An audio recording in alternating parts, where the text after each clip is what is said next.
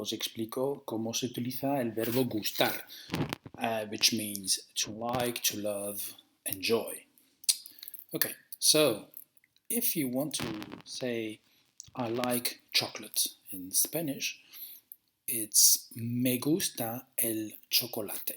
Okay, it's like me gusta la música clásica, me gusta leer novelas.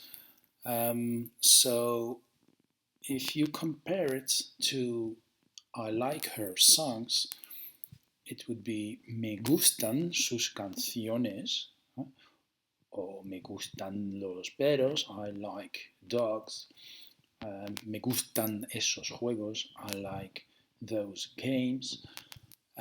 You see that the subject in Spanish is not the same as in English, because in English it's I, and in Spanish the subject is the thing you like. So, for example, chocolate, which is the third person. So that's why you say me gusta and not gusto, which it's not used. So, me gustan sus canciones.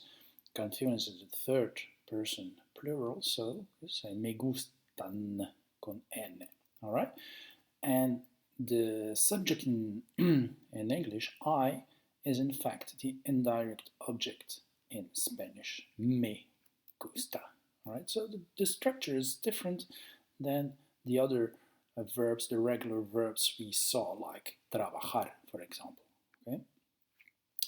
Perhaps you know the song Me Gustas Tú de Manu Chao, and when he say Me Gustas, you could say, okay, why does he use gustas con s al final? That's because the subject is tú, me gustas tú. So you can only use gustas when the subject is tú. All the other structures are gusta o gustan. So that's the only form we will see after. Right? So I like me gusta. But you could say also you like chocolate, it would be te gusta el chocolate o te gustan sus canciones. He likes chocolate, le gusta el chocolate o le gustan sus canciones. It's always le.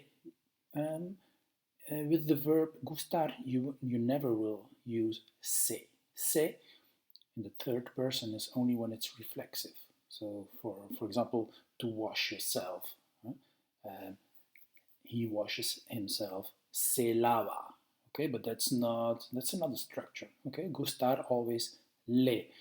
You see also that the fact that the subject in English, I, is singular, it doesn't mean that the verb is singular also. As I said, it could be gustan when canciones, for example, the subject in Spanish, it's plural, so then you say gustan. Same thing when you say we like chocolate, we like chocolate. Chocolate remains the subject, so you still use gusta in singular. Nos gusta el chocolate. Os gusta, you like, in the plural, you like, or they like chocolate, les gusta el chocolate, or les gustan sus canciones, they like his songs. All right. Just notice that the subject in Spanish can be omitted when you know what he's talking about. So when you see someone eating chocolate, you can say, for example, te gusta, because you know that it's about chocolate. So that can be omitted. The indirect object can't be omitted. It's mandatory. It's always there. All right. Remember also that it's not emphasized when you say me gusta. Me gusta just I like. Yeah? When you want to say I like chocolate, my brother doesn't. So in fact, you will emphasize the subject in English. I like it. But in Spanish, you emphasize the indirect object. So remember that when you want to do it with a regular verb like trabajar, you say, uh, normally you could say, trabajo en un banco. Okay, I work in a bank. But when you want to say, I work in a bank, my brother doesn't, you emphasize it. And in Spanish, you will then put yo. Yo trabajo en un banco. Mi hermano no. But that's for regular verbs. When you want to emphasize the subject in a sentence with like, you should use, or you emphasize in Spanish the indirect object. Okay, so when you use me gusta to emphasize me, you will put then a mí me gusta el chocolate. Okay, so that you don't have to use this only when you want to emphasize it. Okay, a mí me gusta, a ti te gusta. Okay, a mí con acento, a ti sin acento. ¿Vale? He likes chocolate, I don't. A él le gusta el chocolate. A ella o a usted. Okay? Okay, don't forget because a lot of people does. Huh? Also, when you want to say my father likes chocolate, so you should put a mi padre le gusta el chocolate. Don't forget because remember, when you say my father likes chocolate, my father in English is subject. In Spanish, a mi padre, it's not the subject, it's the indirect object. Okay? We like it, a nosotros nos gusta, a vosotros os gusta, o os gustan, claro, y a ellos les gustan. It could be also a mis padres. Or when you say Spaniards like, I don't know, football, a los españoles les gusta mucho el fútbol. Okay, so I will just show some frequent errors now. Of course, you don't have to forget it, a mi padre, a mis padres. Mi con acento, don't forget gustar con le, never se. Gusta or gustan, it depends on the subject in Spanish.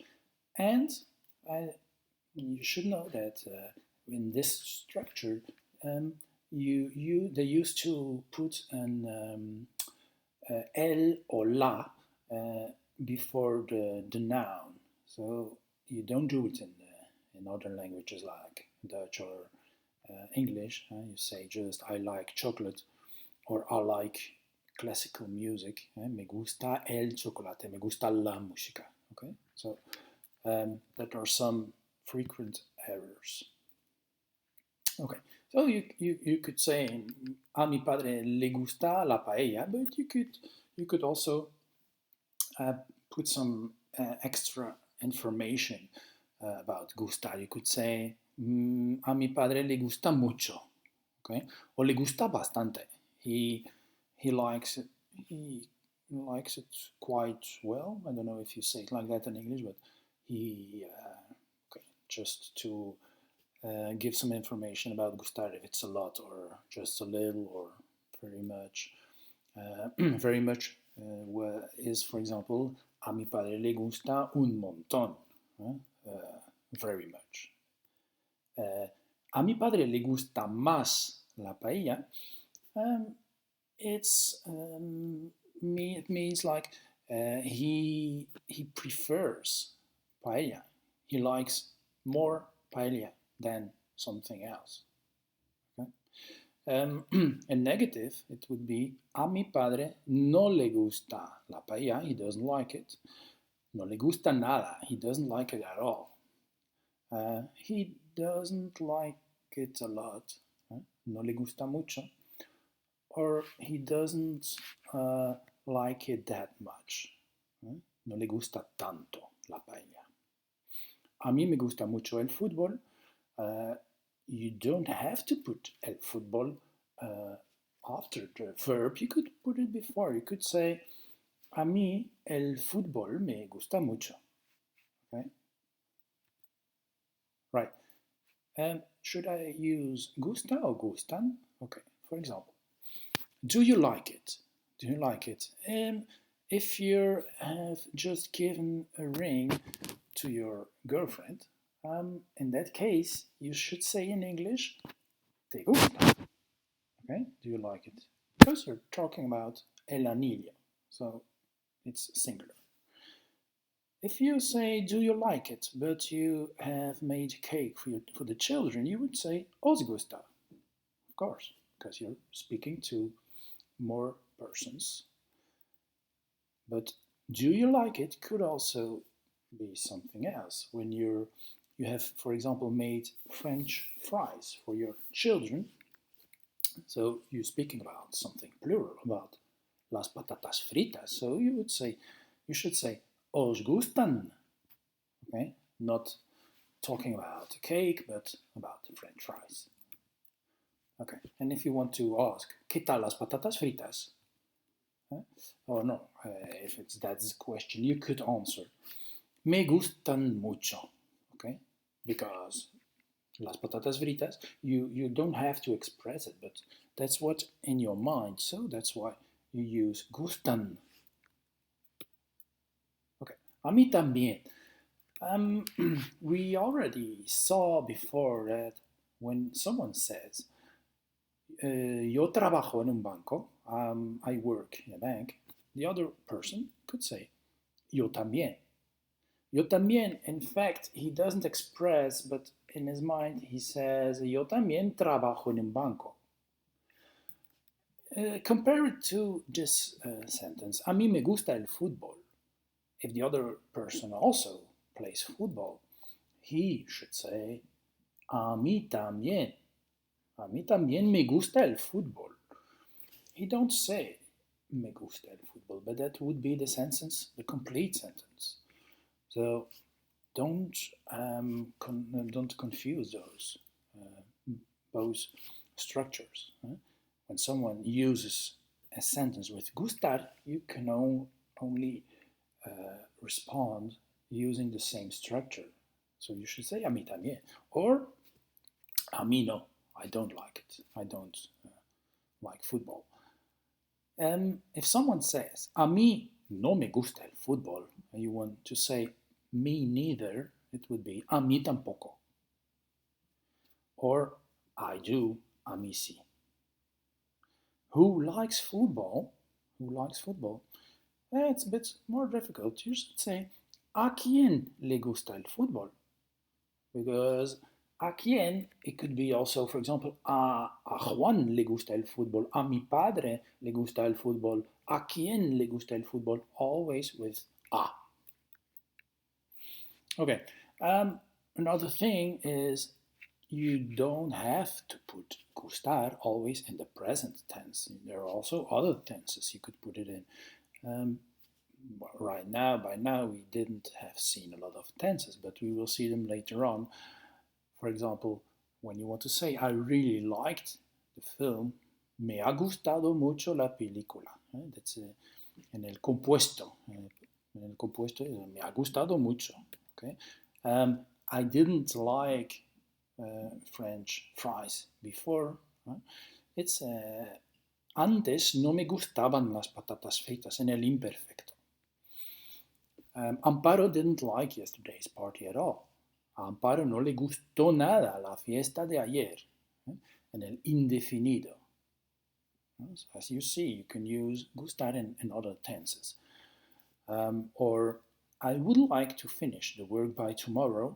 Me gustaría terminar el trabajo para mañana. Me gustaría. It's quite frequent, this structure. And last one, you, speaking to some friends, are definitely going to like it, the CD. Os va a gustar. ¿Vale? Okay, to end, I give some similar verbs with the same structure as gustar. It's not only gustar, but there are some other verbs with the same structure. For example, encantar. Encantar is quite frequent also. It means just like very much. A mí me encantan sus canciones. It's like, me gustan mucho, me gustan muchísimo sus canciones. Me encantan. Doler is to hurt, to ache. Me duelen los pies. My feet are aching or hurting.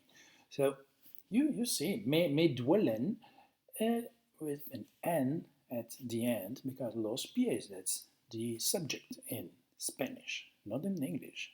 My feet are aching. And parecer, it seems or to look like, no nos parece muy interesante el programa. It doesn't seem interesting. Nos parece, me parece, le parece, and so on.